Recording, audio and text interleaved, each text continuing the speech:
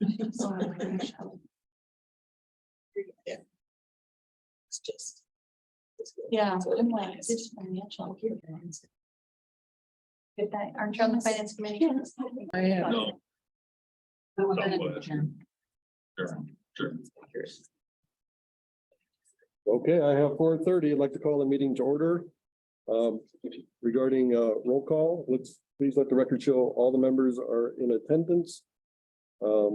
Including our new member, Jill Van Broen, Van Bruini. Van Bruini. You want to say a couple of things about yourself or? Hello, everyone. Jill Caps Van Bruini. I am a real estate agent for Inspired Homes. I've been born and raised in South Bend, but I moved to Indianapolis for 23 years before moving back 10 years ago. My background is in the banking industry. I actually was in banking for over 23 years, and then decided to move to South Bend, and now I'm in real estate. And so I'm excited to be here. I do work with the health department on certain issues with well and septic. So I'm excited to be here. Great. And then if we could just quickly go around the table and introduce ourselves, just so Jill knows Thank who you. she's talking to. I'm Joe Servin. I'm the new health officer. John Lynn, I'm an engineer and current board president. I'm Heidi Beidinger and I'm a Notre Dame faculty member. Kristen Vincent, nurse midwife. Marcel Levin, attorney. Michelle Migliori, family physician. Helen Rylander, attorney. Rob Hayes, family and sports med. Great, thank you. Thank you. Item 2 on the agenda is the adoption of the agenda. So entertain the motion to adopt the agenda. I'd like to move to amend the agenda to remove section 2324 review nurses salaries under new business. I guess we can talk about the reason in the discussion. I think we have a motion to approve the agenda subject to removal of item 2324. Yes. Do we have a second? Don't we have to adopt the agenda first and then you can make a motion to have a change in the agenda? I don't You think can, so. you can make a motion to approve it. With amendment two. Okay. Seem to recall in the past, we've had to adopt the agenda and then as people wanted to add things or subtract things, that's a separate motion. That's what we've done in the past. I move to accept the agenda. I'll second. You're seconding for motion to remove that item and accept the Just agenda. so we can have the discussion. Yeah, okay. Regarding that item, I added that agenda item at the last minute, thinking it was a quick fix to a clerical issue on the budgeting side. After digging into it a little further, it really has no bearing on the issue that we were trying to solve. So the solution for that issue involves personnel and project duty or position duties and position descriptions. So in order to solve that issue, we'd like to consult with our health officer, and then it probably is going to go to the personnel committee or the finance committee, depending on the solution. So nothing appropriate for the full board.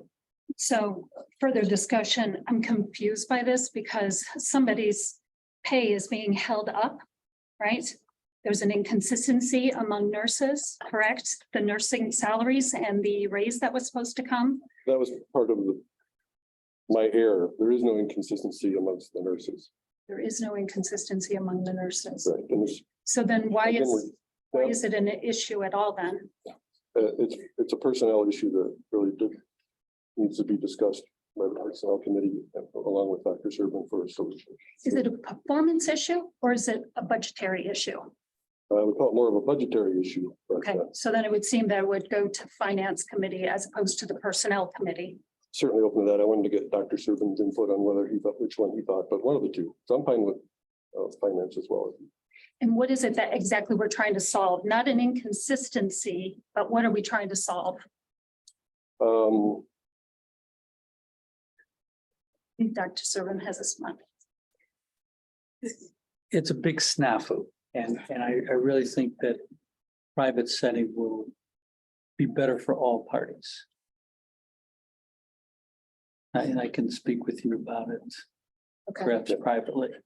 Is it because we're dealing with employee issues, which probably are best dealt with in possibly even executive session? Yeah, without going into it. Yeah. There's some snafus and affects people, and that's not good. So it's got to be fixed. And So just to be clear, that is not my understanding of the problem at all. I understand that there's a clear process for when employees are paid off of grants. There is a process in place. And so it's not an employee problem, it's a process issue. it's a departmental problem. Yeah, definitely not. Yeah. They're not. It's not an employee problem at all. Okay, well, but there is fodder in the atmosphere, in the ether, that it is a personnel issue. It's When not. things are being said, then I appreciate you declaring that it is not a personnel issue. Because this person has been But- defamed in the public. It concerns personnel, but it's a departmental issue. The source of it, of course, occurred while I wasn't here. But reading the policy and procedure manual, things were not done correctly, a resolution can occur. But we need, Can we stop right there? Is Amy Rupie in here? No, let's just, Well, the issue is Dr. the, Serban is saying that policy, that it was not followed properly. No. So the item on the table is the approval of the agenda. So the discussion is whether that item is on the agenda or not. mhm. You know, there's a motion to not have it on the agenda. I think we've made our case why it shouldn't be on the agenda in the public forum. And I would like to call for the vote. So just to be clear, it's not a personnel issue. It is a process issue. To be clear, this person has been defamed in the news. And it is not a personnel issue. I'm just saying this for No, I think that's uber fair. clarity for everybody involved, because I'm very protective of this department. I've spent 8 years here. I'm very proud of the work that we do here, and a person was defamed. Somebody who operates at the highest level. Okay. Who is recognized by the state as an expert in her space. And now I will be quiet about it. Thank you. All right, all those in favor of adoption of the agenda, subject to the removal of item 2324, please say aye. Aye. Opposed, please say nay. Motion carries. Item 3 on the agenda, approval of the minutes from the March 15th meeting. Hopefully you all have had a chance to do that. And Motion to approve. Second. we have a motion and a second. Any discussion? There was a small error on page 3. ACEs and PACs, it should be PACES. It's just a small thing. Not to be confused with political action committee. What should it be? I'm sorry. On page 3. It could be an E on faces. Yeah. It's the letter in the acronym. Any other discussion on the minutes? Hearing none, all those in favor of approval of the minutes, please say aye. Aye. Aye. Opposed, please say nay. Motion carries. Next item on the agenda is board president announcements. So first I'd like to introduce Dr. Serban, who's our interim health officer. And if you want to say anything for a minute or less, I'd love to hear what you have to say. well, so far I've been very pleased being here, warm reception by all the employees here. Pleasantly surprised at the competence of the employees here. You know, lots of people think, oh, government workers are a bunch of numbskulls at times. That is not true. Like I said, very pleasantly surprising. The construct of the department's fairly complex. I don't understand it. So I have to apologize for that. Policies and procedures are also complex, and I will apologize for some errors I have made recently because I did not have this entire manual memorized. But all those things will be corrected, type of thing. Talking with several of the departments, several of the people, there are some things that we need to improve on, and we're already working on some of those things. There's some things that were sitting back burner, which we're moving forward. You know, that's that's kind of where I'm at. There's a lot of work to be done. Especially being half-time, I could spend a lot more time on it. I will ask a little patience for me. That's about all I have to say. Thank you. Next item under the president announcements is board member decorum. I just wanted to go back quickly and revisit some of our board member roles and responsibilities. I don't know if it made it into the packet or not, but in June of 2020, the board adopted some general guidelines for the board members, and I just want to point out a couple. Well, first of, as we're discussing issues and policies, please direct your questions to me and or Dr. Serban if he has the floor, and then I'll redirect it. But please avoid discussing directly with staff or members of the public that are with us. I don't think it was in the agenda. I have it just in my, Oh, you didn't, it wasn't? yeah, but I don't think it was in the agenda. Okay, I have a few extra copies. We can show if necessary. So, An agenda. this is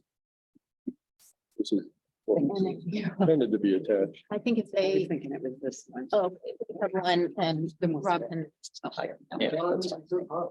People to speak up just because with the number of people, it's really hard to hear. Certainly, I will do my best, and as well as please speak up so you can be heard. So a couple things on board member role and responsibilities. Obviously, please be courteous to each other, as well as members of anyone in the meeting or members of the public. Please don't make any comments that are personally directed. And I wanted to point out bullet point 6. Please adhere, this is to the board members, please adhere to board consensus. Once controversial matters are voted on by the entire board, this would be active advocacy or at least non-maleficence to an idea. So once we leave this room and decide as a group, please don't undermine the wish of the board. As well as the item below that, please inform the board president and or vice president prior to any media engagement that may have a bearing on the board of health or the health department. That just gives us a heads up. Not saying you can't engage with them, but it gives us a heads up so that if the press wants to talk to us or other members, that we can field those professionally in the best interest of the department. So Can I ask one question? you may. What would be the best way to inform you? Just an email? Just so that we know. Email, Something in writing or? email Like- would be best. Okay. Yes. Also along the lines of contacting and communicating with each other, there is a confidential list or contact information that is shared amongst the members of the board. Please keep those confidential. Those are not for the public. A lot of, we have obviously doctors on the board, and they are not used to getting a lot of only emergency contacts. So please be respectful of that and don't hand out confidential contact information to the general public. So that's items 20 and 21. Thank you for your patience on that. A couple other things. One, if you would like to speak in the public public portion of the meeting later at the end, please sign up over here in front of this beautiful young lady there at the desk. The next item I have, I just wanted to make, this is somewhat of a prepared statement, so forgive me, but I wanted to get the intent clear. It has been mentioned to me that some in the community feel that our approach to public health recently has shifted over the last few months. I believe the shift maybe that people are experiencing or noticing is the board's deliberate actions to meticulously comply with all the laws, statutes, programs, funding policies, personnel policies, et cetera, by which we are duty bound to comply with, whether we like them or not. So we've gotten a little more technical, a little more deliberate about complying with the requests of those in authority, which include our executive and legislative branch in the county. However, our strategic initiatives have not shifted. Our current strategic plan is ripe with initiatives that are intended to identify and take action to reduce health disparities and move toward fair and just opportunity for all citizens of St. Joe County to attain their highest level of health. While we may debate and often disagree on which programs and policies should or should not be implemented to most effectively move us toward the goal of health equity, please know that this is where the department would like to go in accordance with our current strategic plans. Just wanted to get that on the record that we are still all about the business of health equity and advancing our strategic plans. So, thank you. Next item on the agenda is the health officer presentation and report. You all have the report for you. Are there any points that you would like to point us to of particular interest or? Of particular interest is a point of order. I talked with Marcel a bit. There's an item under emergency preparedness that has some urgency to go forward. Is this the proper time, or is that to be listed under new business or what? I'm not sure exactly the issue. You could put it under new business. I think that would probably be better. Okay. I would, Okay. Once We again, need to amend the agenda, though. yeah, well, I don't know what's on it. Well, emergency preparedness is on there, so. I mean, new business is better, but that's where it's at, so I guess you can talk about it there. It is on our, It's on the agenda, right? Yeah, right here, so From the health officer presentation portion, the emergency preparedness. go for it. go for it. Okay. Once again, my apologies for not fully understanding policies and procedures, learning. Our head of emergency preparedness has come to me with a nice news that perhaps the State Board of Emergency has some money they want to give us, which is nice. It's not really a grant, it's more of just a gifting from some things. It has a time frame, and the time frame is like what? I'm sorry, July 1st. July 1st.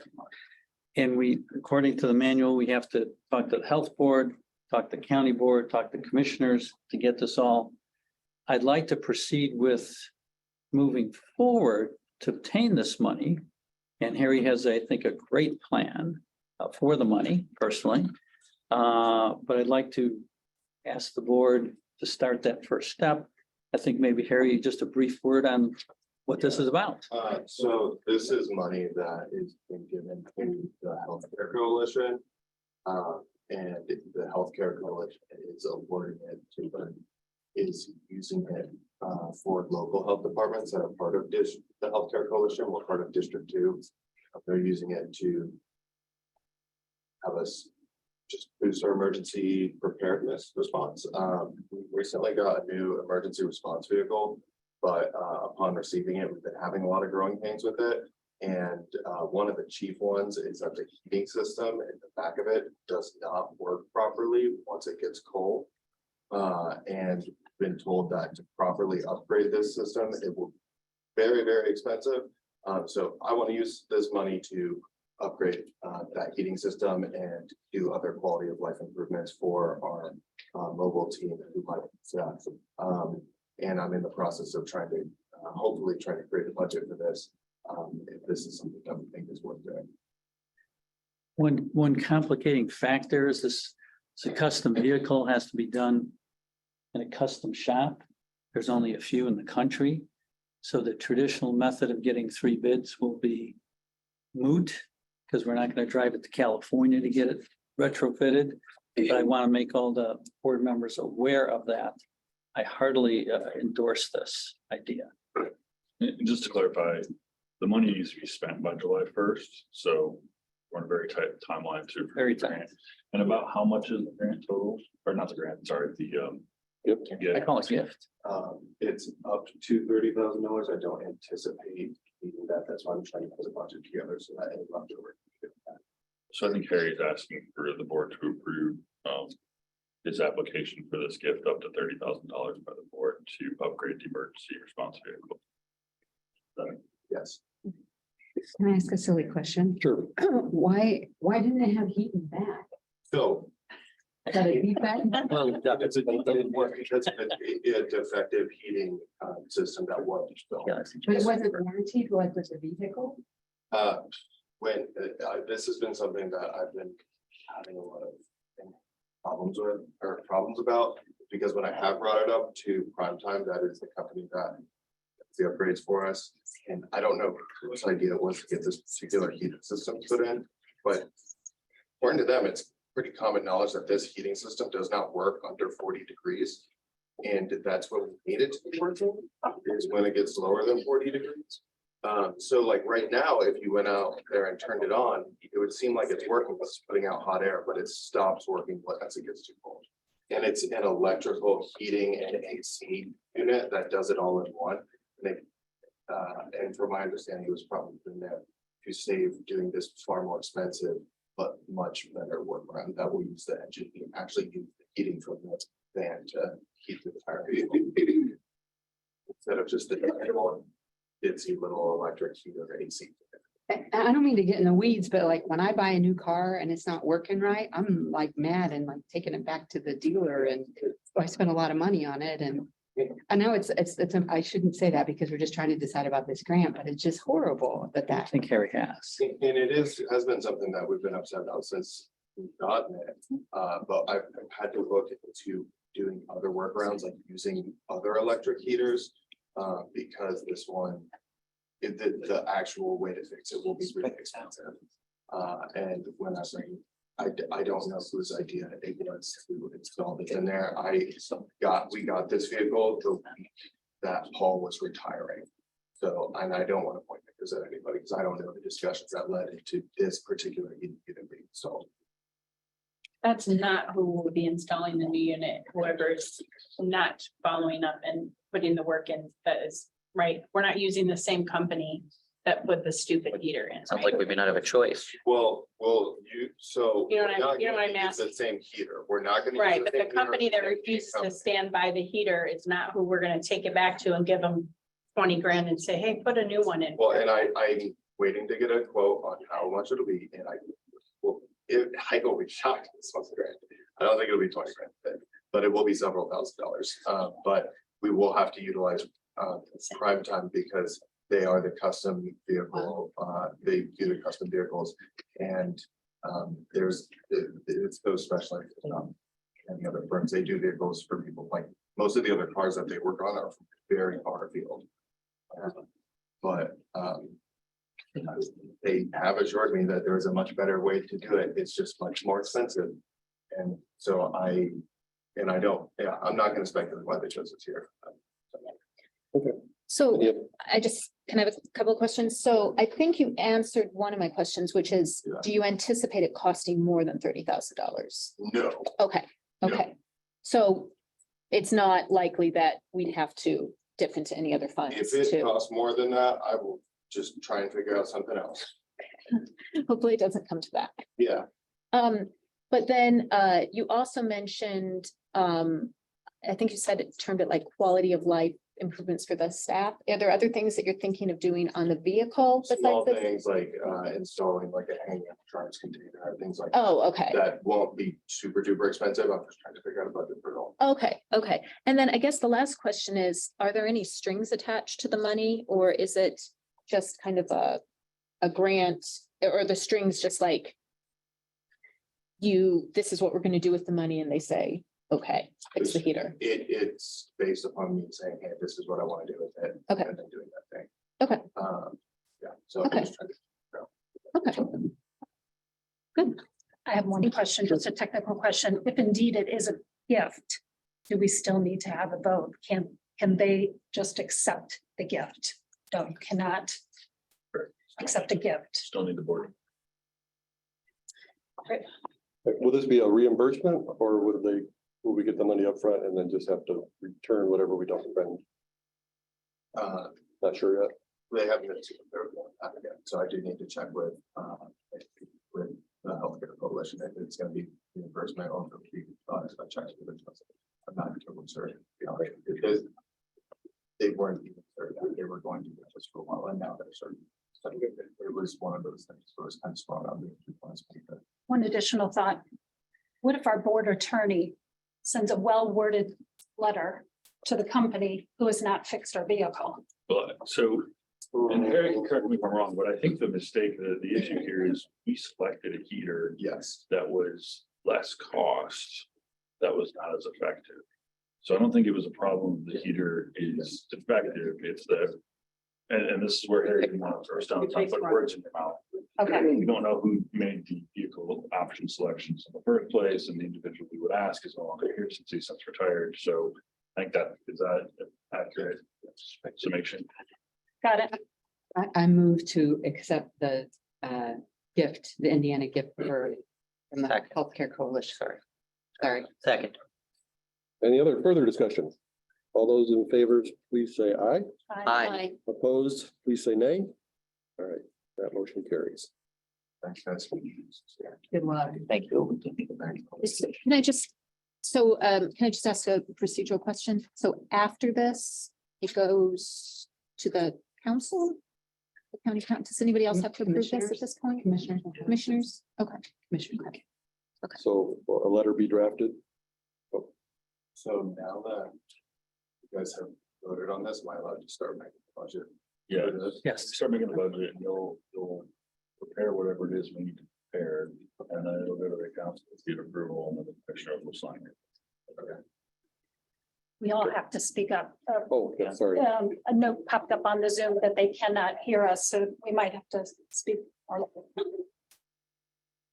Anything else on the health officer's report you'd like to point out? No, Okay. Can I ask a question about the health officer's report? So Absolutely. last night at the commissioners' meeting, the Force 5 contract was once again tabled. correct. And so when it was talked about, Carl Baxmeyer said that it was at the direction of Dr. Serban Correct. that the contract was tabled once again. Could you just tell us a little bit more about why it is that we're still tabling this particular contract? I hadn't had time to review it.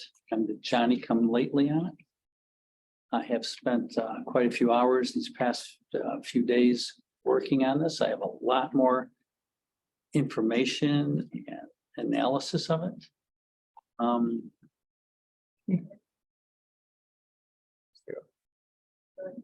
Oh, there's Robin. Okay, I didn't see you behind there. Yeah, Robin and I have talked quite a bit about it.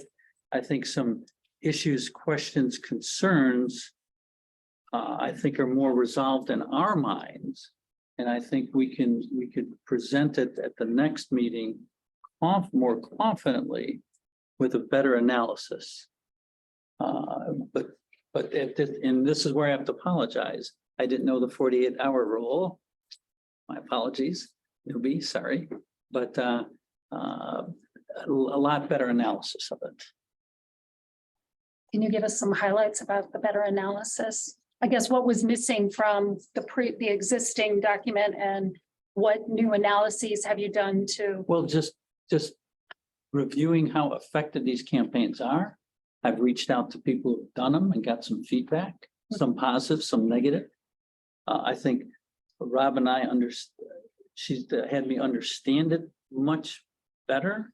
Some things we were both had some slight misunderstandings about. I think we're both crystal clear on this. I've come in at the last minute. I'm the guest who came to dinner and complained there's no pepper in the sauce, that kind of thing. But I wasn't prepared to proceed and make a recommendation. That's all. Do you mind for our newest board member, just briefly telling her what the Force 5 Good idea. campaign is? I will have Robin do it since he's the expert. Cassie or Taylor, the James, CCHW. Yeah, the Force 5 contract. Can you speak up? Just Sorry. Yeah, sorry, so they can hear it on Zoom. Yeah. Okay. Hi, Taylor Coates. I'm the Assistant Director for Equity for the Health Equity Epidemiology and Data Program. I oversee the Community Health Worker Program and assisted in writing the grant in which these funds would come from to afford us to promote the Community Health Worker Program to the entire county.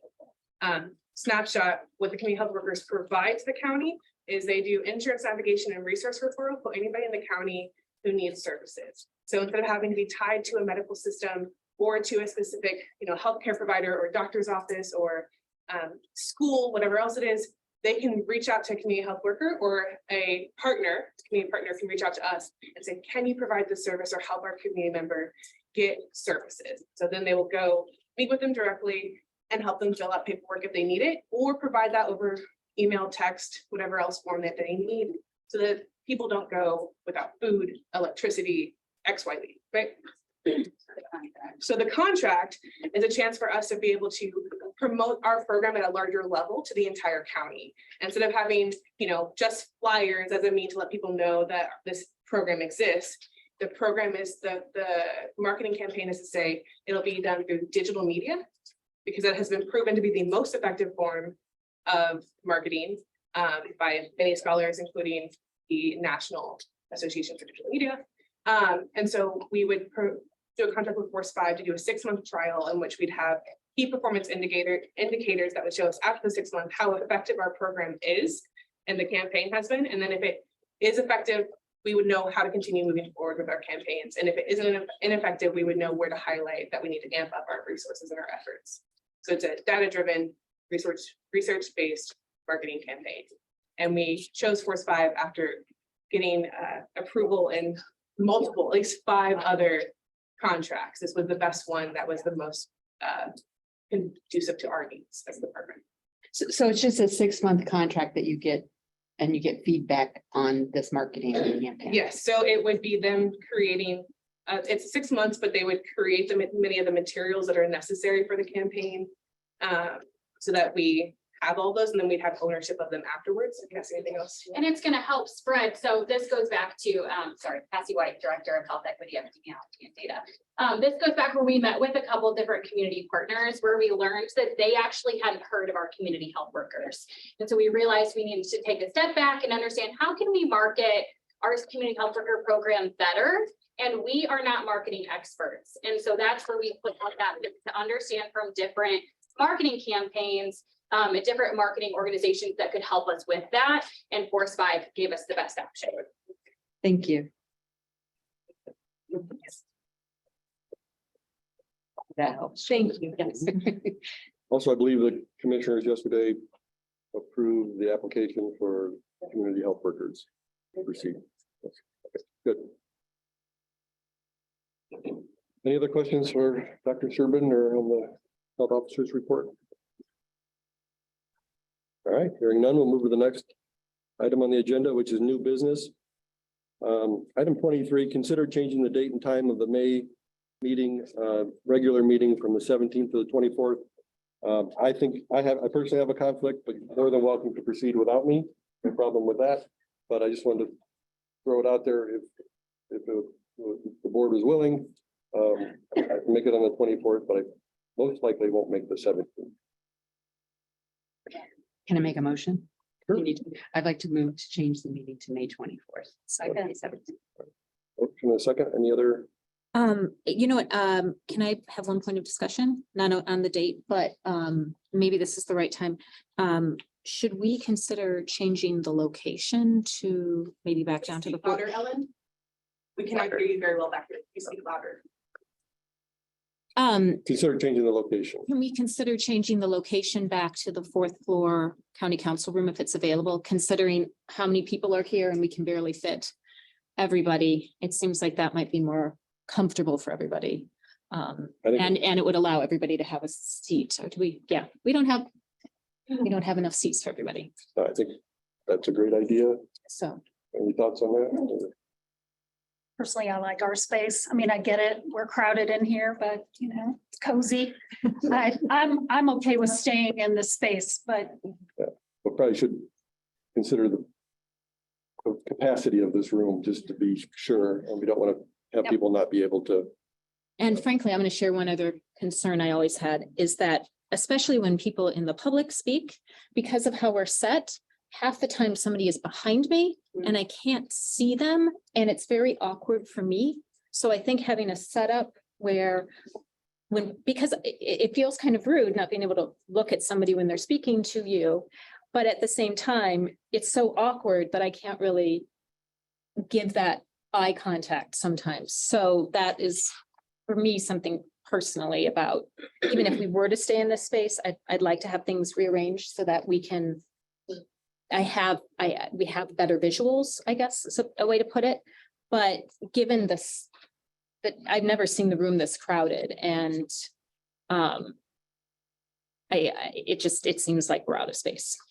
And The motion on the floor is to move the meeting to the 24th. I think we don't need a motion to move the location, do we? So because I presume Jenny will have to explore whether the room's even Somebody available. available. Yeah. You'll have to send a letter to the commissioners asking for permission to use the council chambers, and if it is available. So I'll move the question. All right, all those in favor say aye. Aye. Opposed, same side, or please say nay. Motion carries. Our regular meeting will be on the May 24th, the regular May meeting. Okay, give us.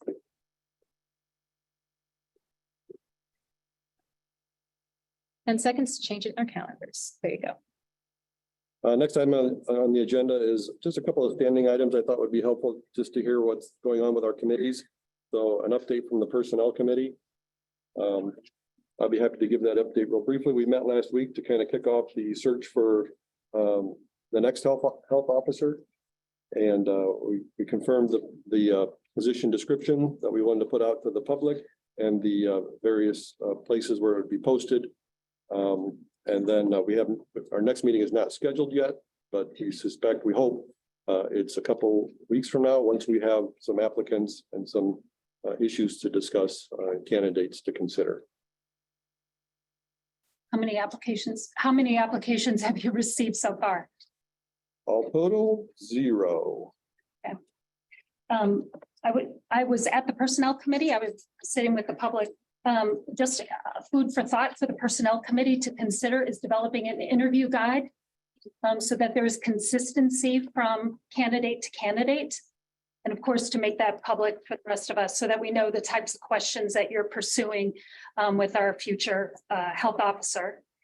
And then if I could ask a different question about salary, I noticed the posting happened. I'm sorry, I feel like I'm yelling, but the posting was posted about 72 hours ago, and it said that the salary is between $200,000 and $250,000. Could you say more about that? Because obviously that's significantly more than the previous health officer.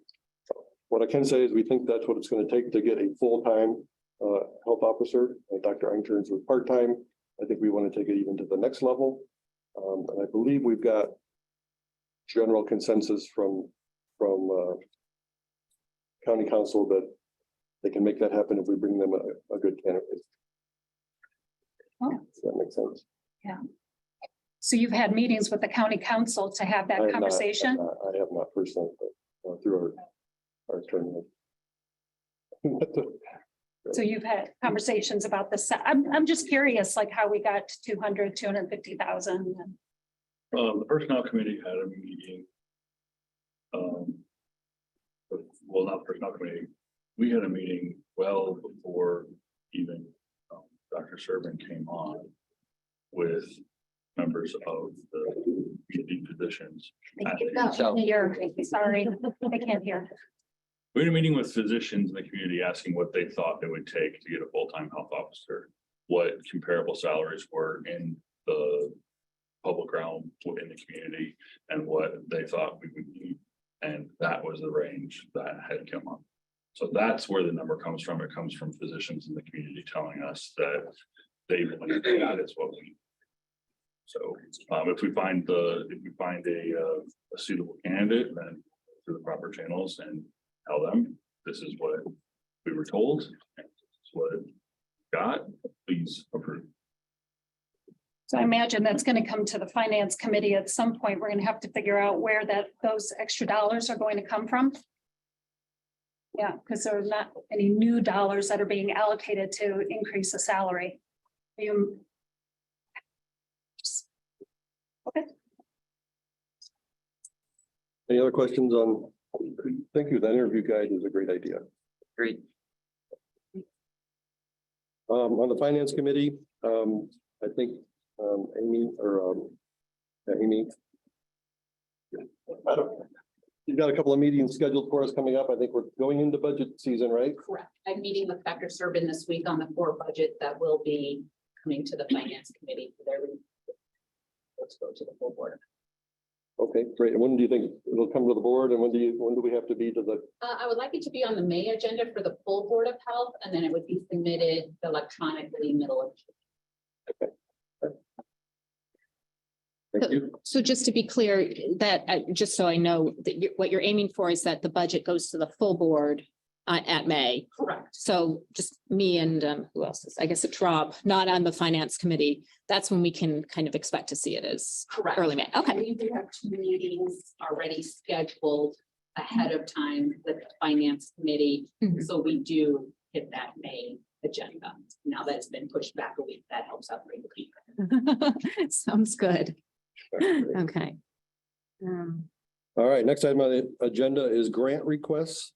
The first item I put on there is I kind of feel like if we had a committee that could kind of review the grant opportunities and the grant applications and bring recommendations to the full board, that might make the full board meeting move a little more swiftly without grilling staff on the details of these grants and the strings that might be attached to them and so forth. So this is an open discussion. Don't need to make any motion if you don't want to, but do you think what's the board's opinion of whether one of our groups, either finance committee or we create a separate committee for grants, whether that would make sense or whether that would be appealing? That was a perfectly good answer. Continue on the way we are, but I'd love to hear from like new board members about, you know, your initial thoughts about something like that. I personally certainly think there's a definite benefit to listening to more senior board members that, you know, been here and dealt with it and seen a bunch of these, and I'm learned a lot just sitting here for a couple of meetings. That's why I haven't said a whole heck of a lot most of the time, because of the fact that I'm trying to learn as much as I can. I know a lot about medicine, but I don't know a whole heck of a lot about the policy side of things. So I think that could offer some potential huge benefit personally. Is that something though that you would have to then put another step in getting approval of these? So that seems like a no to me. And also, I don't see how there's going to be I don't think it's going to decrease the discussion. okay. Like when we bring something, even if it's a committee that brings it forward, if you haven't heard about it, meaning all of us, you might have something to say about it. So I don't feel like that, but that's just me. I don't feel like it'll change the discussion. And I feel like adding another thing you have to get approved first is kind of pain. Fair enough. So it's kind of where I was leaning. I felt like it added a layer of bureaucracy and would slow down the process. So I feel like, you know, Dr. Serban can come in and also weigh in on it and say, yes, these are good things for us to be applying for. That's how I look at it. Okay, no, Fair point. that's good. I think that the tension, probably the biggest problem with not having some sort of committee review is that we can otherwise, like, unless we have a formal committee, we can only meet 2 people at a time with somebody. So if everybody wants to, you know, there happens to be a grant and everybody wants to ask questions about it, we can't do it in one meeting.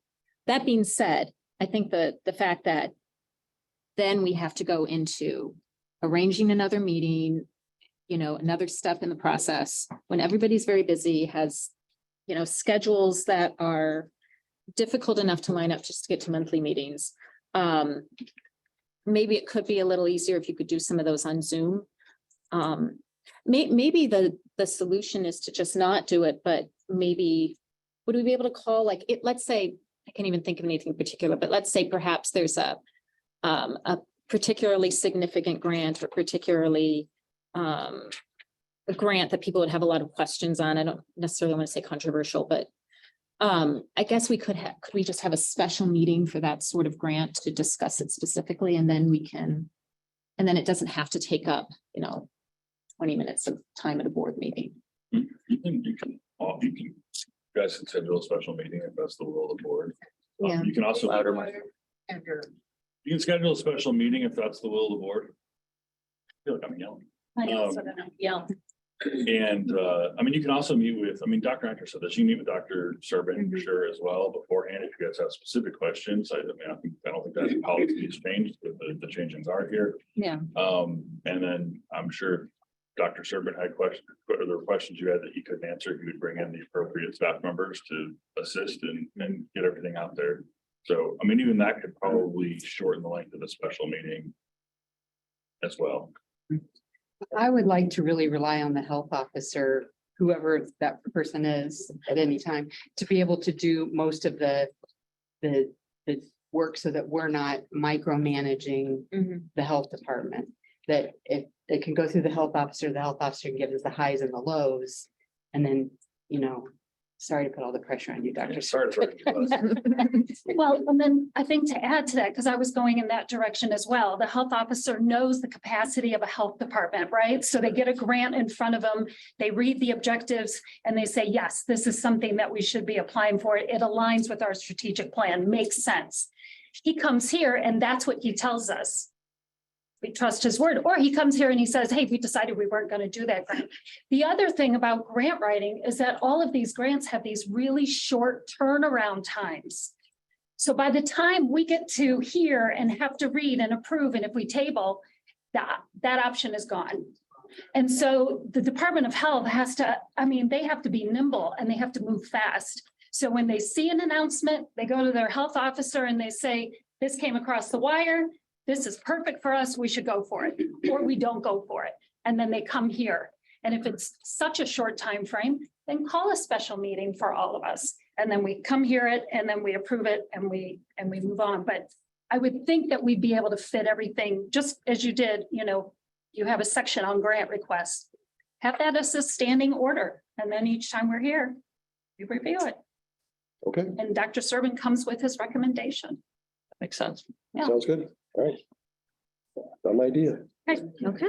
No, it's good that we talked about it, I think, because I think there's some benefits and some drawbacks, but yeah, it kind of making sure that we're moving along with the processes.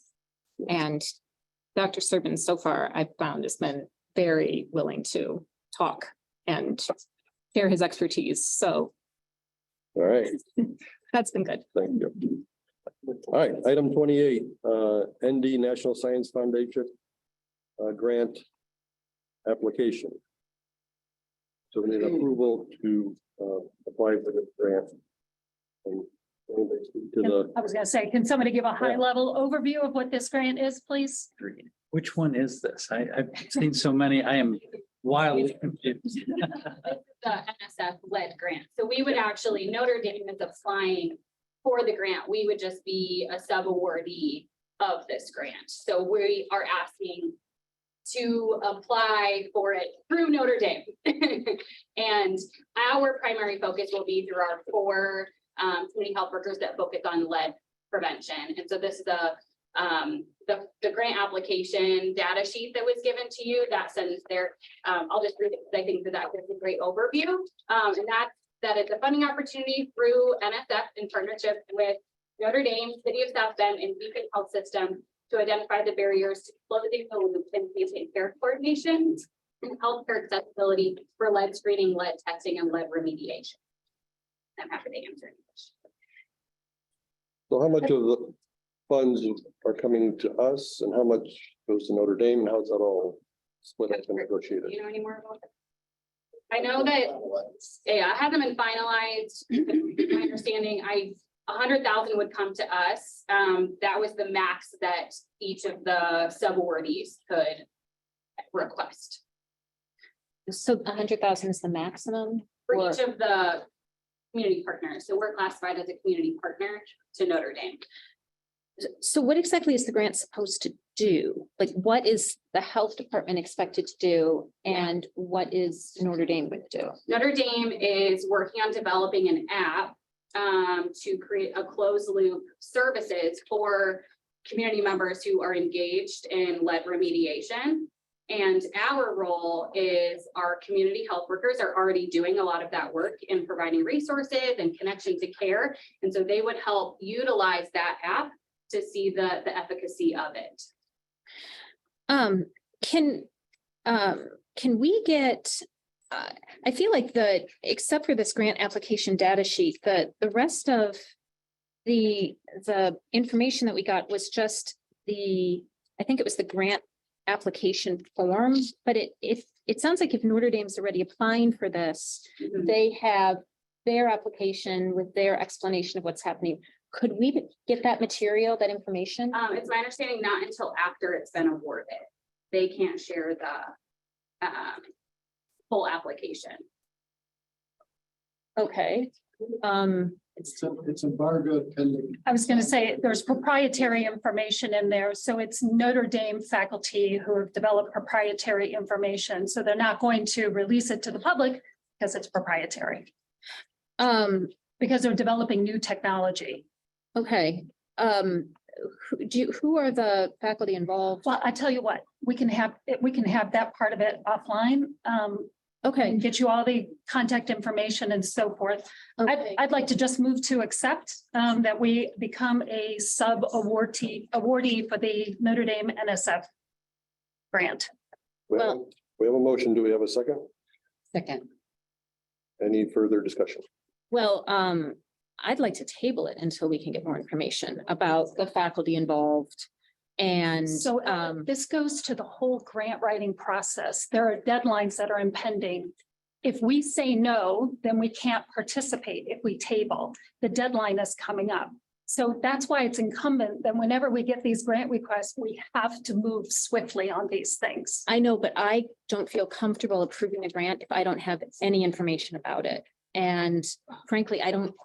So Ellen, can I ask a different question? Yes. What is the holdup? Do you think something illegal is happening?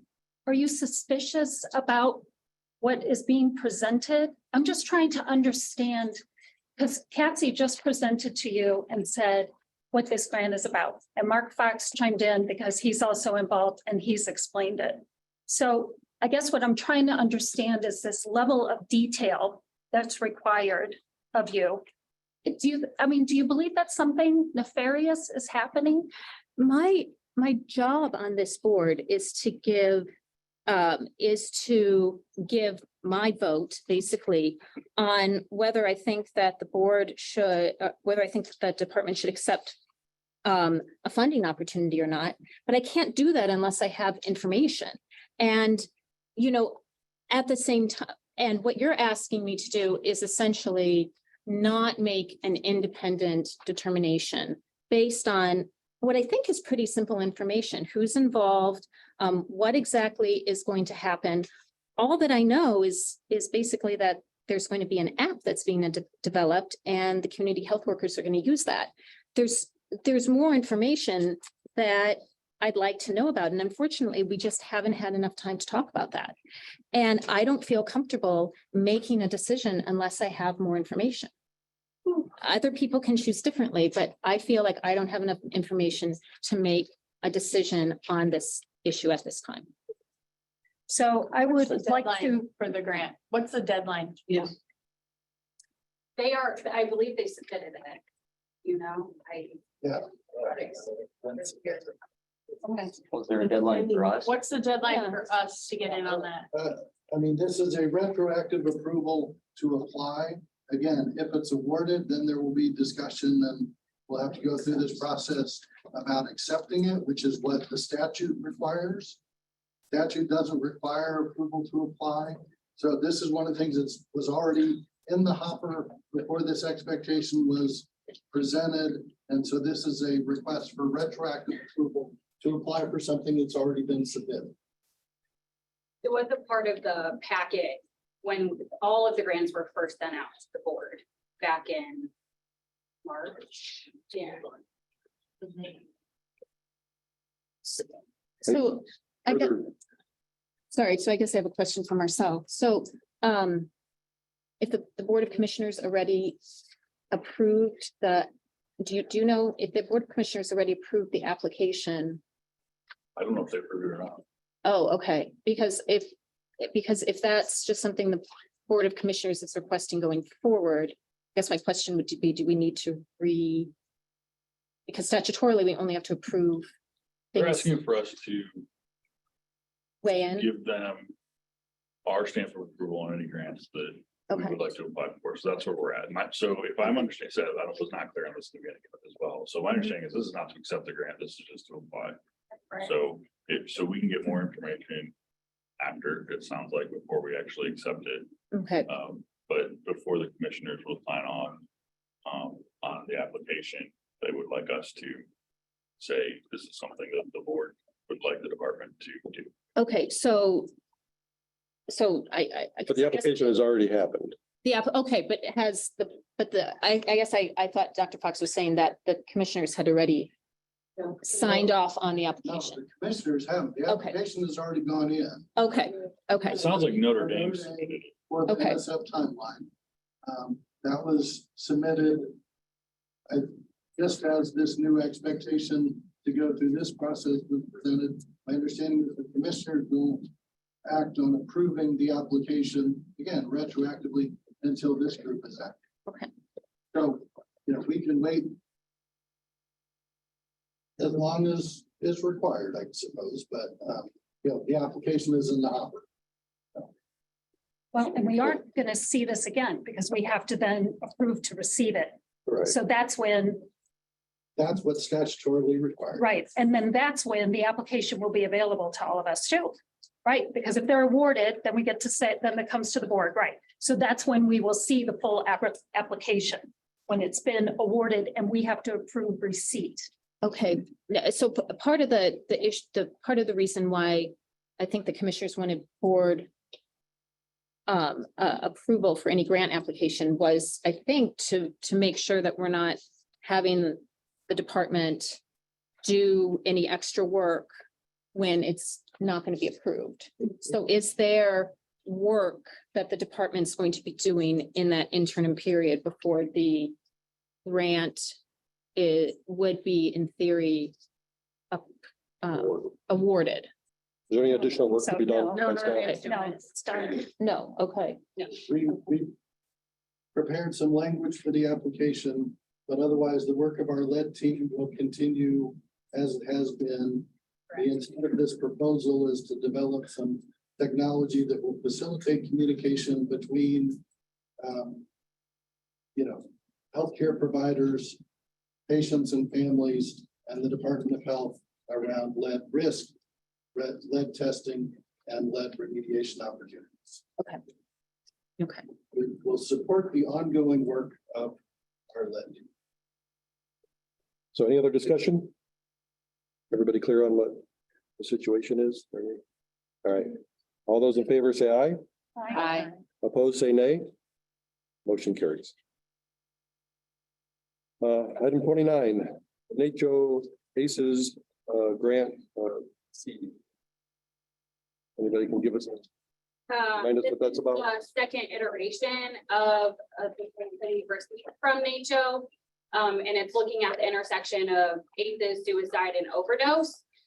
ACEs are adverse childhood experiences. And our PACES coordinator is actually here, so he can also answer any specific questions that you have. Hello, I'm the PACES coordinator. My name's Frank. Hi, Frank. Happy to answer any questions. Is this, can we, it's time to ask, okay.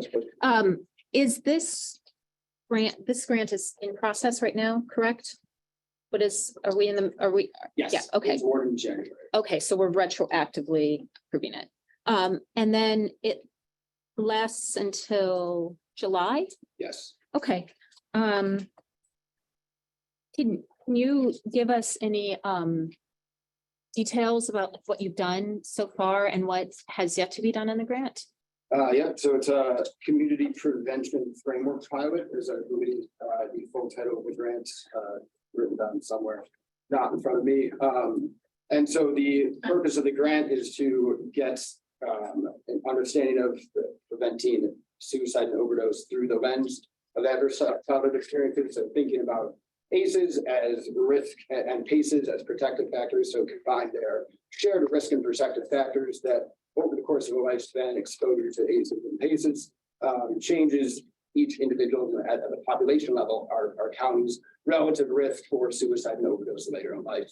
But the problem is that when people that respond to suicide and overdose do so within their specific scopes of work, as they are required to do, whether you're a doctor or a therapist or a social service agency, you end up just working in the spaces that you're working. So the idea of a community prevention framework is that we tried as the Department of Health to bring together everybody that's part of engaged in responding and preventing ACEs, suicide and overdose, together to think about how we do that jointly. So the primary activity thus far has been developing a shared plan between various stakeholders in the county that are working in suicide and overdose response and prevention to think through where are we currently working really well, what are some unaddressed areas of that, and so on and so forth.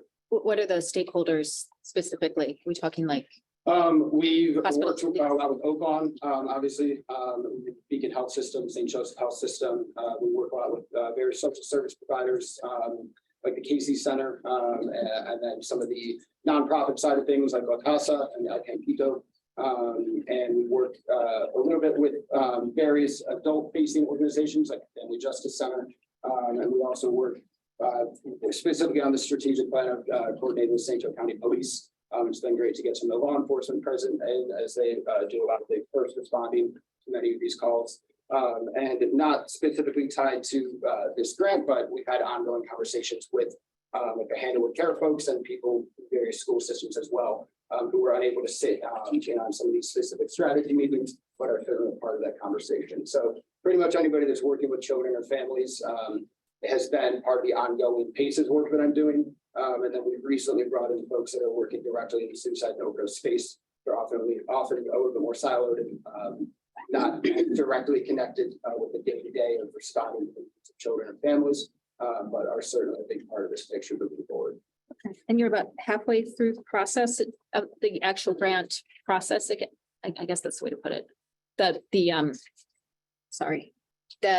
You're halfway through the time period of the grant being executed, correct?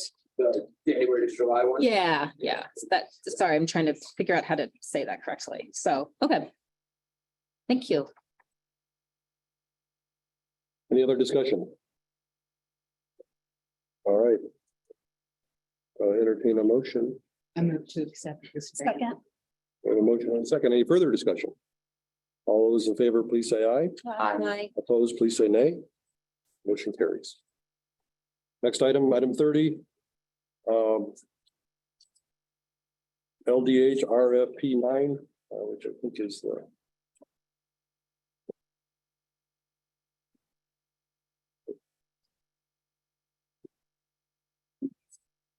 Well, I'm good. you didn't- Yep, Oh, sorry. sure. Yep, Okay. Thank you. This is the IDOH, the Indiana Department of Health's annual announcement for local health departments specifically to obtain physical doses of naloxone, Narcan, the opioid reversal medication.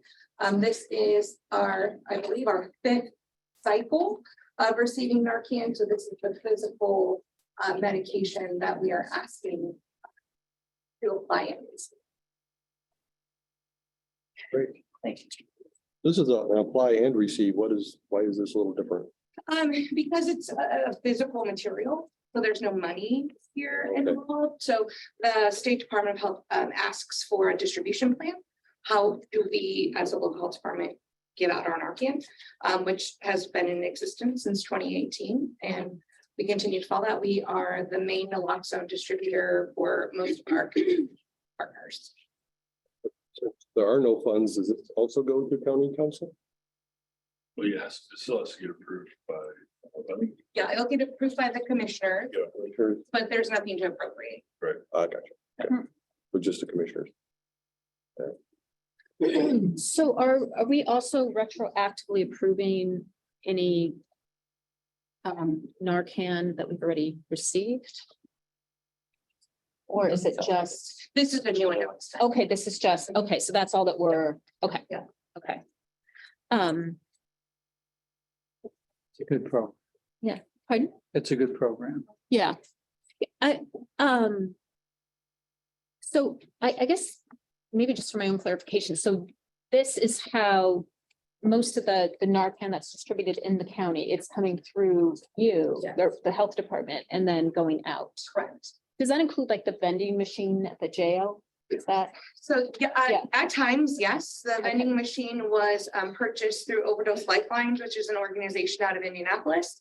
They work in collaboration with the 525 Foundation. Okay. Where they've agreed to continue to supply that. However, when there is a delay and the machine is near empty or empty, they ask the Department of Health to provide them some doses. okay, They go through about 600 doses in the vending machine. wow. Any other questions, or would somebody like to make a motion? I'll make a motion to apply for this announcement. We have a motion and a second. Any further discussion? All those- Can I just make this, it's actually unrelated, but it says here in the application, number of overdoses in the county last year, 3,000.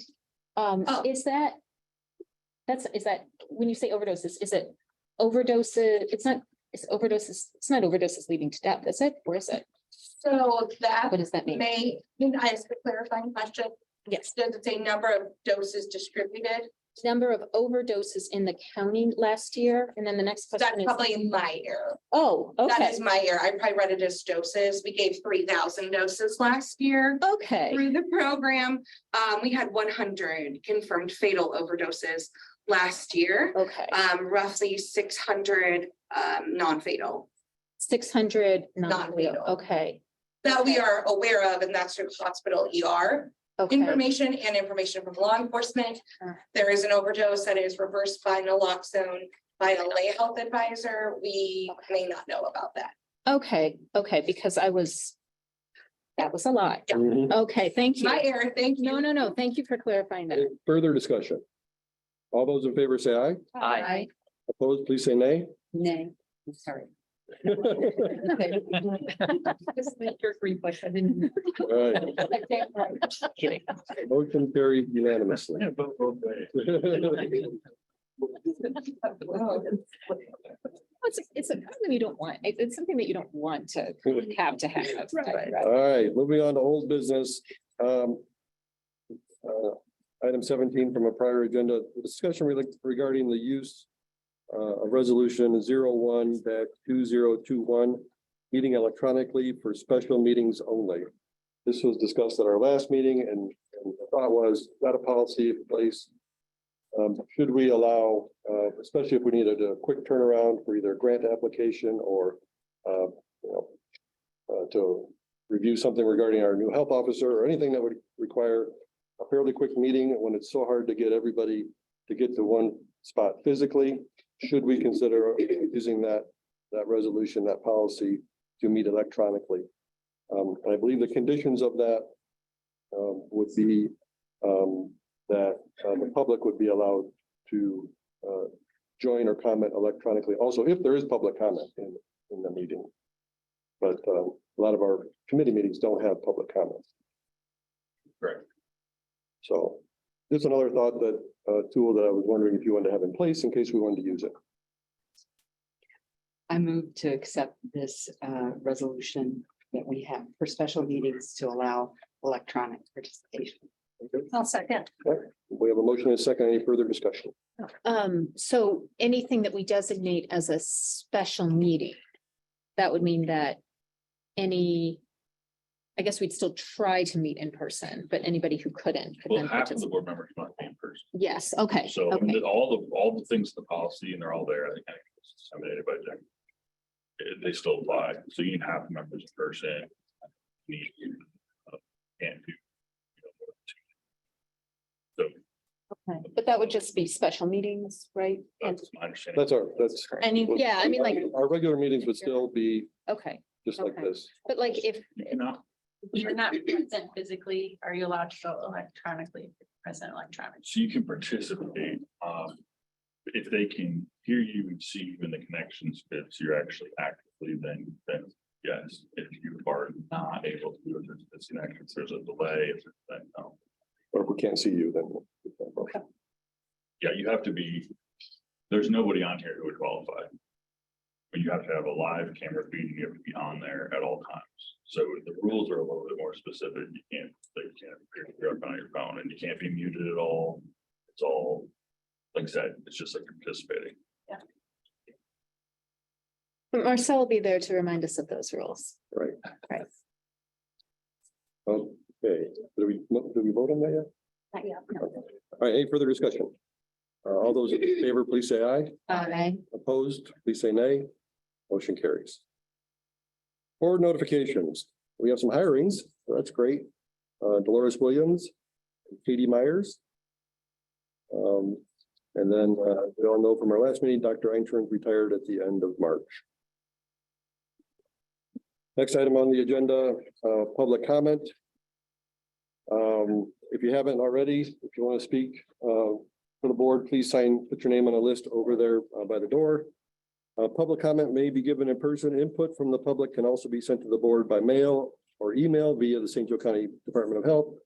The following statement provides guidance for the public comment portion of the meeting, as well as the expected decorum for all conversations during the meeting. At regular meetings, the public is invited to address the board for 3 minutes regarding items posted or not posted on the agenda. Individuals may speak only once during this section of the agenda. Speakers shall properly identify themselves by stating their name and address for the record. Personnel issues are not to be addressed during open sessions of the Board of Health. The board president may interrupt, warn, or terminate a person's statement if the statement becomes personally directed, abusive, obscene, or inflammatory. So, Cheryl Nix. Cheryl.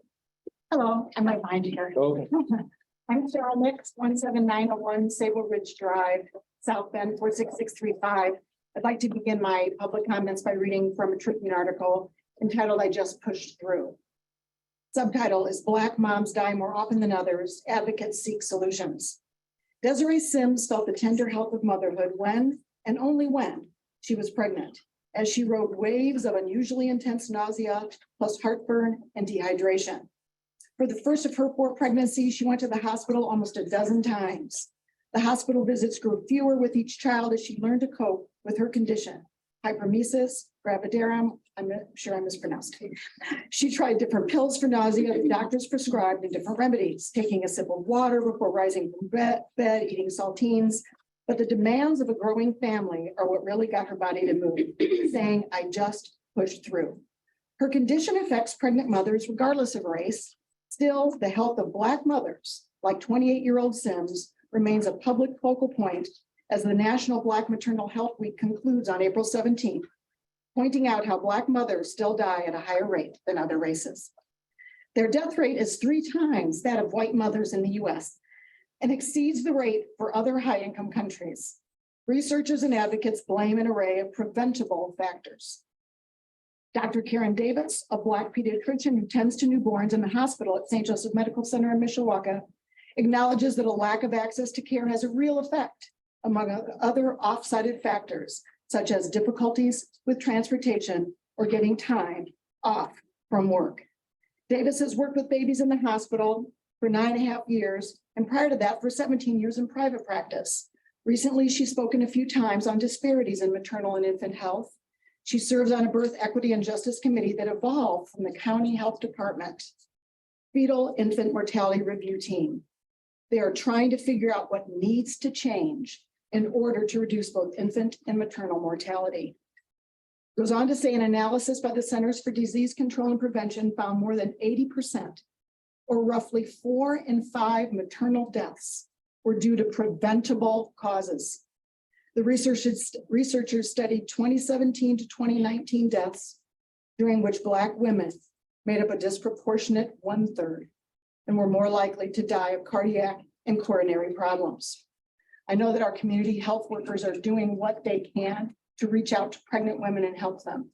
Dr. Serban, I know this is not a Q&A, but I would implore you to get that Force 5 contract to our county commissioners by next Tuesday. Let's let our community know about these resources. Let's help these people. My own personal experience with excellent healthcare, I had 2 severe crises in pregnancy. One involved an emergency abdominal surgery because I had a tubal pregnancy and didn't know it. and my fallopian tube ruptured. Thank you. Thank you. Deborah Durrell.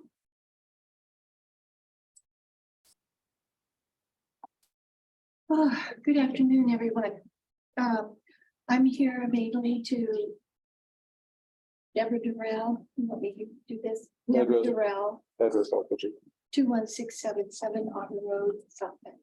So I'm here to offer my support to the health department in the work they have long been doing at a very high quality level. It's good to see so many people here engaged and informed. And there is a lot going on every day, every week in these departments. The health department, the council, the area plan, all of those departments are doing work ongoing that is often behind the scenes that a lot of the public doesn't know about until there's a big issue. And then there's a rally and everybody shows up. But in my experience, sometimes that happens too late because the vote is already taken, minds are already made up. This happens in elections too. And so we've had a couple of good precedents this year already with having gatherings outside of these hearings and outside of these public meetings to get people informed. And I think that is something that I would like to encourage those of you who are here. I know that your daily lives are not going to allow you to continue showing up during the day on every meeting like this, but you can take turns. You can check in once a week or once a month and stay involved and stay informed, because that's a big part of critical thinking. And some of the work that's been going on behind the scenes at the health department is on the water. And that is run largely, and I want to shout out to Mark Espich and Brett Davis on all of that work that they've been doing for a really long time that also protects our health in very important ways. Thank you. Thank you. Linda Wolfson. I'd like to continue commenting a little bit on well, I'm sorry, I just saw you, Linda Wolfson, 809 Park Avenue, South Bend. Already some information has been given on the particular week we're in. This is Black Maternal Health Week. Actually, it ended 2 days ago. But there was an article in today's Tribune you talked about. There's been articles on all the newspaper, on all the television stations. And in addition, I have a proclamation on Black maternal health that came from the White House. I'm not going to read as much of it as I would have if I was the first speaker, but it does reinforce the idea that the facts state that 3 times as many pregnancy-related deaths occur with Black women than otherwise. I really appreciate hearing the comment. I don't know whether I did the quote correctly, that equity is still on our agenda in our business and in this particular, in the health department. And I want to say that there has been some pushback that I'm aware of a really dynamite initiative of the public health department, along with community partners, where they went to the parts of the city or the area that have most infant mortality, looked at those, had cafe meetings, and we're doing dynamite work with what is said in the guidelines from the White House, have the women involved, give their story, and make the understanding of what's actually going on. Unfortunately, there was some feedback about using the money which they raised themselves. And this doesn't, to me, seem consistent with having equity on our agenda. And I hope, I give kudos to that project, and I hope we have more like them. Thank you. Taylor Coates.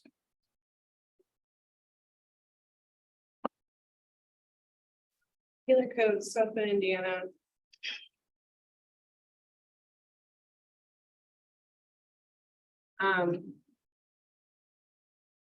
Today you discussed a quorum of the Board of Health members. And I want to ask a question about that. And I say this because I'm feeling this very calmly, very chill, because I don't want to be construed as threatening or the risk of being threatening. It's not the goal, nor have I ever been. But I know that when people are passionate, especially people of color, that is what it can come across as. It has before to members of this board. So I'm saying this very calmly. What accountability will you provide? If board members do not follow the decorum that was set and agreed upon previously, what accountability will you have? Because in case you are unaware, we have a board member who has worked directly with specific commissioners and specifically a specific council individual who talked to commissioners, county council, even our new health officer, to undermine programs already previously approved by the Board of Health, namely the Community Health Worker Program, the LED initiatives, and our maternal and infant health initiatives. And I'm just curious on what you will do to uphold this idea of decorum. Because if you've agreed upon it, you voted on it, going privately afterwards to try to attack and undermine and staff members who have just come to work every day to do their jobs does not seem appropriate. In saying this, I ask that the board also just explain decorum around harassment and bullying of staff by board members and undermining or attempting to undermine the work staff doing, which goes outside the Board of Health scope that deals with daily activities. That's not within your scope of the department. There is a targeted effort to harass staff. This creates a hostile work environment for employees, one which makes me feel unsafe in my daily work due to what appears to be targeted harassment. And saying this, as a Department of Health staff member, I do worry about retaliation from both the board member I'm speaking of and a council member, Councilwoman Drake in particular. But I want to know what this board plans to do to protect me as a staff member. I come to work every day and work really, really hard for this county. I did not come into this job to be into politics. I came into this job to do what I've done as a social worker for over a decade at this point, which is help people. What are you going to do to protect me when you have individuals who harass us? No, who have harassed us? Thank you. That's 3 minutes. What will you answer my question? I will not answer your question, but thank you for your comments. We'll take Thank care you of for not everybody. answering my question. Sally Dixon. I'm Sally Dixon. I live at 50801 Chestnut Ridge Drive. I'm actually speaking as a member of the public today with information that's readily available to anyone online. Because I have concerns about false information about the Fetal Infant Mortality Review Program.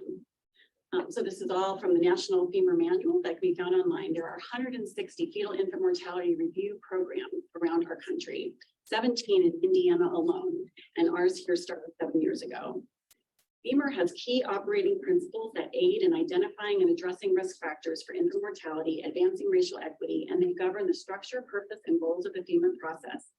These key principles are: fetal and infant deaths are a community problem and too multidimensional for responsibility to rest in any one place or system. FEMA focuses on systems and issues and avoids blaming or placing responsibility on individual behavior. It uses a two-tiered process of analytics and actions centered on the lived experience of impacted families. FEMA teams identify family resilience barriers to care, trends and service, and deliver and propose ideas to improve policies, practices, and services that affect families. In St. Joseph County, you can find this on the website. These recommendations include: eliminate racial and socioeconomic disparities in birth outcomes, provide data and information to support policy and legislation to improve birth outcomes, connect mothers to first trimester prenatal care and resources, integrate clinical care and community-based organizations providing connection to support and resources, improve sleep-related death prevention education for providers and families, and improve pregnancy health through access to information and affordable quality healthcare before, during, and after pregnancy. In the most successful instances, the community takes ownership of perinatal health problems in FEMA. Policymakers participate in and are accessible to successful FEMA programs, and there is an institutional and fiscal base of support that sustains the community's FEMA process. Thank you. Thank you. Dale Theodore. Hi, Dale Deardorff, 903 Handlebar, Mishawaka, Indiana. Previously on this board for 12 years, previously a year as interim health officer. I was sitting here today watching the board and watching the people in the room. Became obvious that the board's drinking through a fire hose. You're getting so much information, you really don't know where to turn. Well, where you should turn is to your department heads of this board, of this Department of Health. You have subject matter experts in all of those departments. They're the people that can give you that information. And you should come to the board meeting prepared to have already maybe asked those questions before you come to the board meeting so that you're prepared to make a decision at that time. So take advantage of those people there. And, it's nice that, as Dr. Hayes says, he's just listening right now. Well, unfortunately, you're not going to be able to listen for long because there's a lot of decisions that need to be made in this particular arena. And these decisions don't just affect the people in this room. It affects 270,000 people in this county. And these are the people you actually swore to uphold, to protect when you took your oath of office as a Board of Health member. So remember those items and use your experts here as a board member and, make some good decisions in the future. Thank you. Thank you, Dr. Dierdorf. Don Hagan. Trina Robinson. I'm gonna go to the front so you guys won't have to turn around. Thank you. Thank you. My name is Trina Robinson, 914 Lincoln Way West. I am the president of the NAACP. Thank you, Mr. President, Mrs. Vice President, for meeting with us this morning. I must admit, I was a little disappointed because, Mr. President, as you stated to us, you were going to give us your opinion as it relates to equity, not a written statement. I was a little disappointed because we did provide an agenda and some of the items, most of the items, I must admit, were not answered. So with that being said, I understand that there was only 8 weeks, but the agenda was provided in advance and I expected more information. Now, moving on.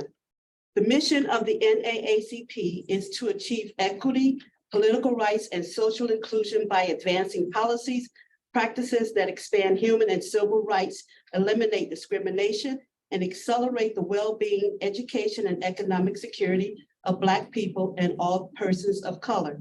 Regarding health, our national organization urged all of our units to work to identify such discriminatory practices, following procedures, and to take action necessary to expose and eliminate the factors which cause this disparity.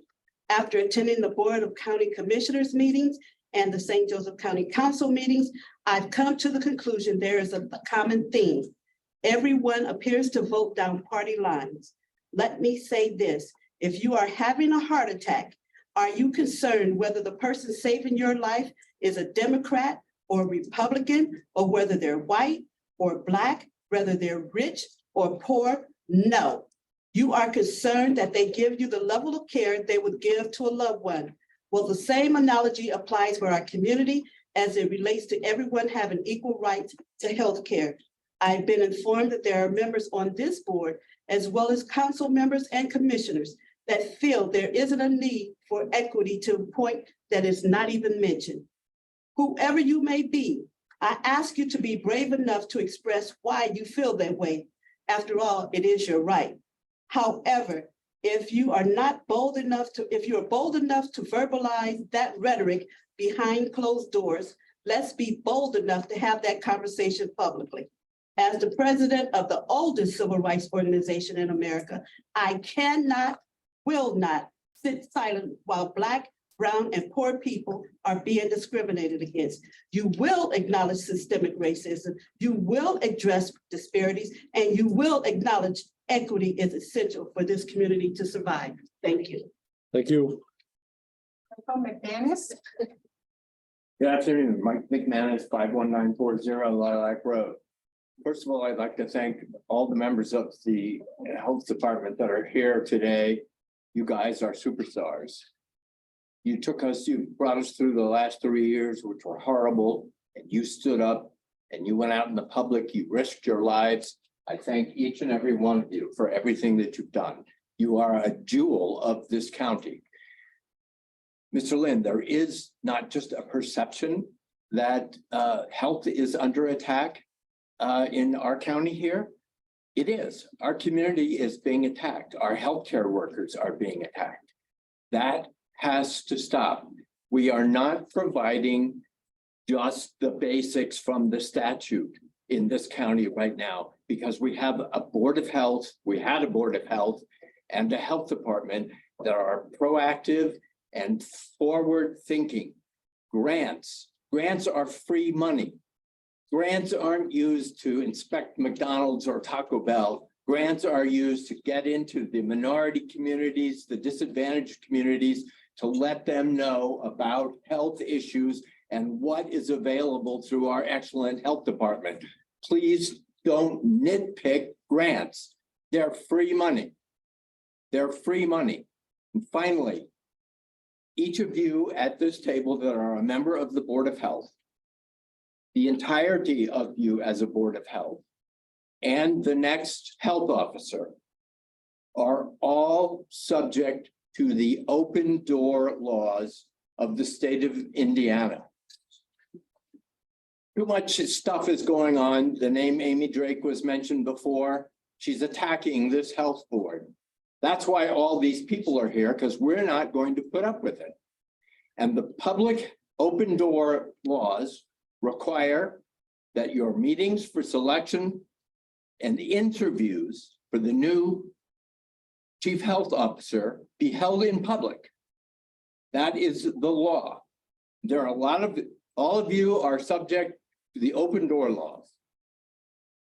So please keep that in mind when you start the process or get nominees, and hopefully you get some nominees, and perhaps you could actually use a research firm or a specialists who actually specialize in looking for health officers and doctors. That might be a way to get at least one applicant, maybe more.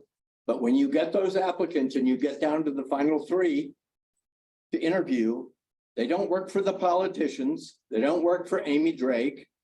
They don't work for anyone except us. That's what public health means. And we, the public, get a say, at least to watch who you're going to choose. Thank you. Marie Donahue. Hi, my name is Marie Donahue, and I am here to speak in support of the community health workers that we have in our community. I teach global health at Notre Dame, and I really struggle trying to help my students understand the world without crushing their spirits.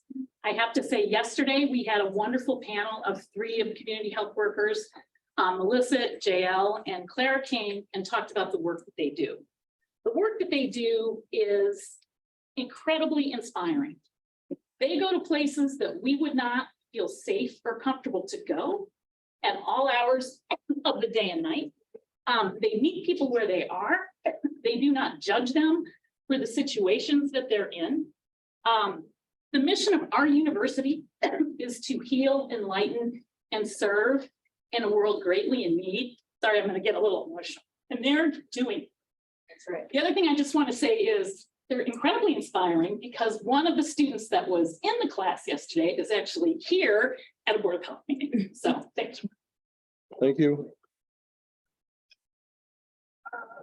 I'm sorry, I don't know if this is Sam or Sue. Sam Milligan. Is that it? Adams Road? Yeah, that's me. I'm sorry, I'm a physician, that's why she can't read.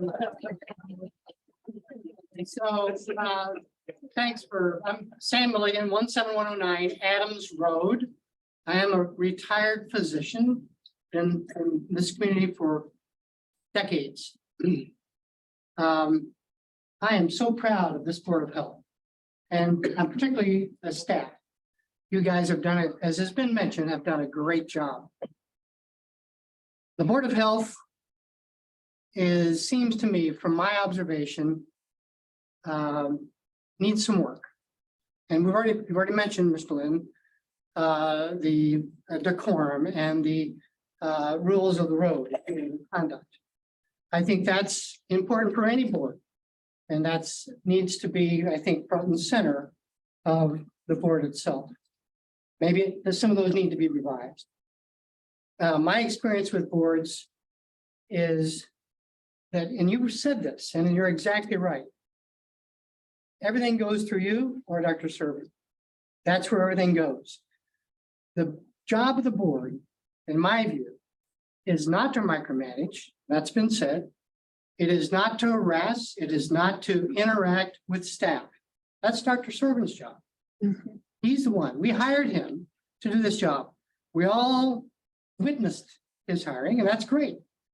But that's his job, is to work with staff. So I would implore the board to keep these principles in mind, because this is how we need to, it seems to me to be the rule of the road that you've outlined, and that's a good way to operate. So I would encourage the board to think about their own governance, their own structure, and to be aware that health is changing and the health needs are being uncovered on an ongoing basis. The tabling of grants and delaying action on these processes, as happened with the special meeting in March, early March, I think is reprehensible, frankly, because this delays the application process, it delays qualification for the grants, and maybe you lose them. So I would urge the board to keep these thoughts in mind. Thank you. Thank you. Don Westerhausen. I'm Dr. Donald Westerhausen, 52346 Spring Arbor Court, Granger. Last evening, the commissioners appointed a new Board of Health member, Jill Von Brani. Hope I got her name right. Third new member is in as many months. Ms. Von Brani is currently a real estate agent who has worked in various business capacities in the community. She has chosen to serve as a Board of Health member who values the board's mission to protect and promote the health of St. Joseph County residents through prevention, science, and policy that prioritizes communities with the greatest need. I have several questions about her appointment. The Health Board submits a list of candidates to the Board of Commissioners pursuant to IC 16-20-2-11 prior to the action of the Board of Commissioners to fill the most recent vacancy on the board. A realtor is not listed as a, quote, qualified person to serve the remainder of the unexpired term. Was Ms. Van Brani's name given to the commissioners as a list of candidates? Did the Board of Commissioners violate the Indiana open door policy by failing to conduct interviews of candidates to fill the vacancy in public? The public was not notified of any interviews of any of the candidates. Do either of these legal compliance concerns render the most recent appointment of the Board of Health invalid as a matter of law? How was it determined that Ms. Von Brani was a Democrat eligible to serve on the board? I'll tell you from my own experience, which is a little uncomfortable, she had never been certified by the County Democratic Party to run for the office with voting in only one primary in 2018. And this is especially true since she and her husband had yard signs supporting two Republicans, Amy Drake for council, McGowan for sheriff. While I mean no disrespect to Ms. Von Brani, I know that at least 3 certified board physicians applied for appointment to the Board of Health. All of these physicians are well respected in the community. How could a realtor with no public health experience beat out board certified physicians for that position? I also want to know what would possess a person to run for, with no public health experience or medical experience to apply for this position. My only conclusion is that her appointment is a coordinated effort to eviscerate the Board of Health by Amy Drake and her supporters. I feel like Ms. Drake is having the Board of Health members do her dirty work as she tries to dismantle county government. Last, the statute outlines the Board of Health be composed of at least 4 individuals who possess public health knowledge. Currently, there are not 4 individuals with this knowledge. Therefore, the Board of Health is now out of compliance. How will the commissioners make the board in compliance with this state statute? I asked the board president to address this issue immediately. With respect to Dr. Serban, I was disappointed by the fact that he told me that he's not following SB 4, the Public Health Infrastructure Bill headed for approval by the General Assembly. He was more interested to talk to me about how the county was checking for STDs. I'd like him to know that SB 4 will give state money to manage such a program. Finally, Dr. Serban, I'd like to make it perfectly clear that phrases like complicit bias, equity, and social determinants of health are not political statements. These phrases appear frequently in the New England Journal of Medicine and the Journal of the American Medical Association. Thank you. Only one party has weaponized these phrases. Matthew Coates. Hi, my name is Matt Coates, 1519 East Ewing Avenue in South Bend. I worked for the city for 8 years. So I worked in government I have been the expert in front of boards or groups like this one, either appointed or elected. And it is very frustrating to go in front of groups like that and not be trusted in the information that you have.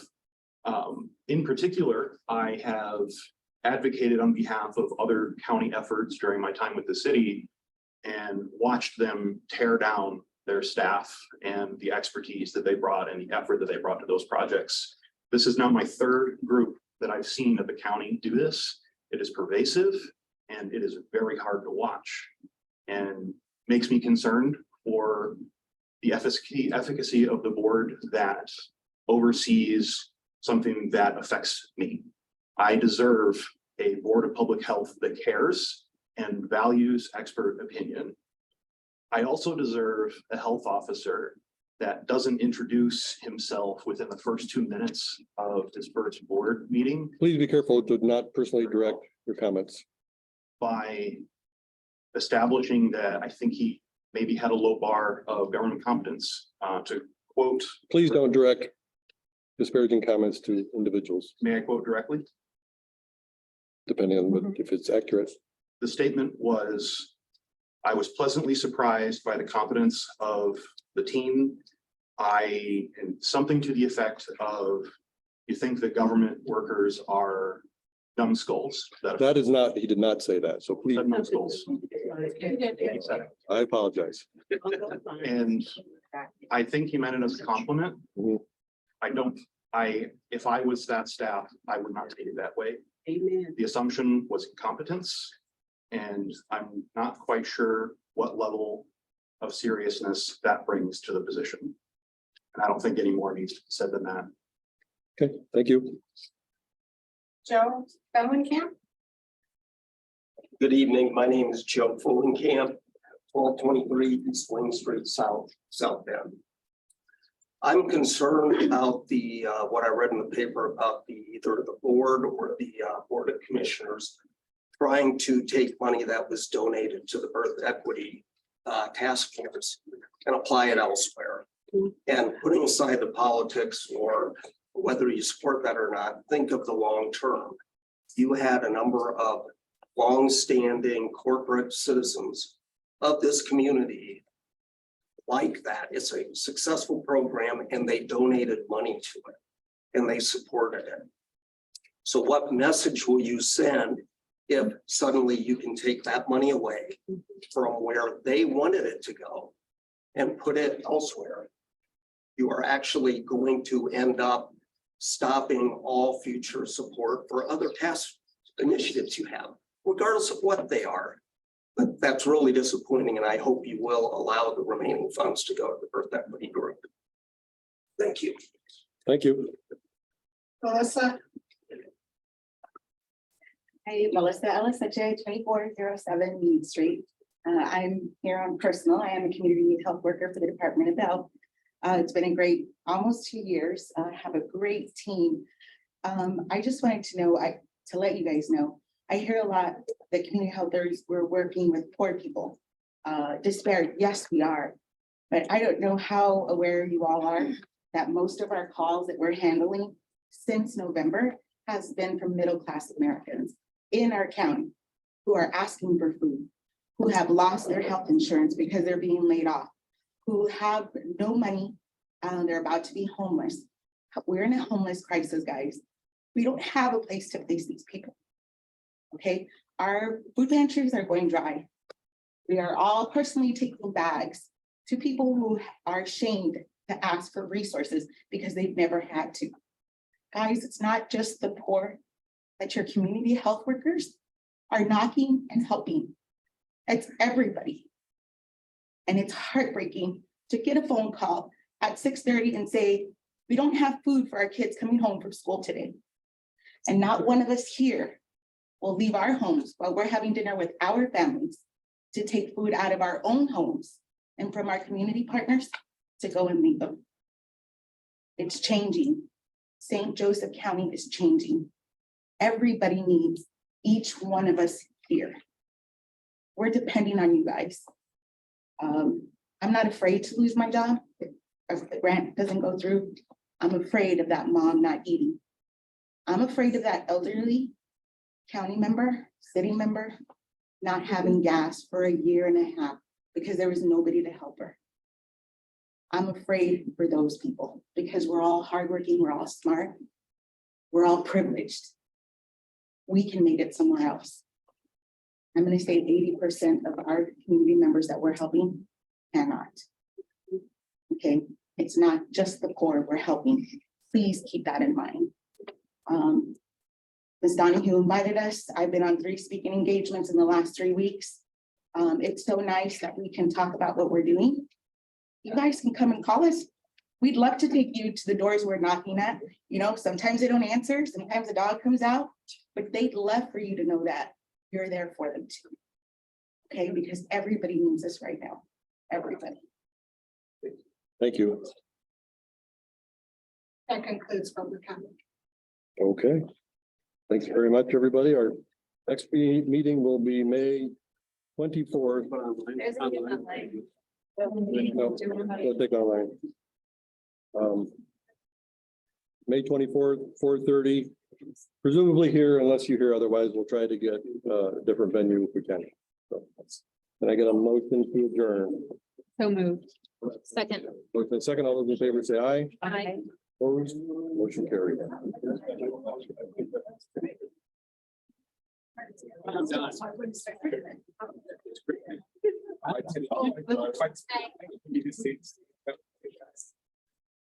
Oh.